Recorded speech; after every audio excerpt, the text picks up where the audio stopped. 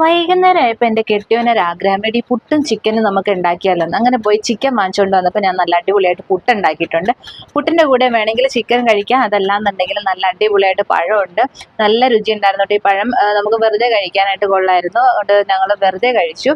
പുട്ടിൻ്റെ കൂടെ കഴിച്ചില്ല, അല്ലാതെ കഴിച്ചു. അപ്പോൾ ചിക്കൻ കറി റെഡി ആയിട്ടുണ്ട്. അപ്പോൾ അതിൻ്റെ കൂടെ പുട്ടും റെഡി ആയിട്ടുണ്ട്.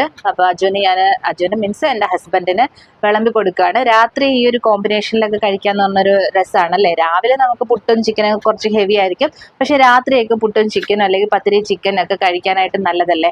അപ്പൊ അടിപൊളി ടേസ്റ്റ് ഉണ്ടായിരുന്നു കേട്ടോ.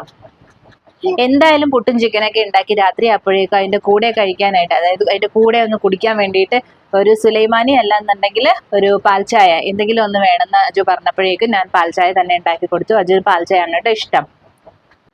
അങ്ങനെ ഹസ്ബൻഡ് അത് കഴിച്ചുകൊണ്ടിരിക്കുകയാണ്. നല്ലതായിരുന്നു എന്നൊക്കെ പറയുന്നുണ്ട്. ഹസ്ബൻഡ് മാത്രമല്ല, ദിയക്കുട്ടി അതിൻ്റെ കൂടെ കൂടിയിട്ടുണ്ട്.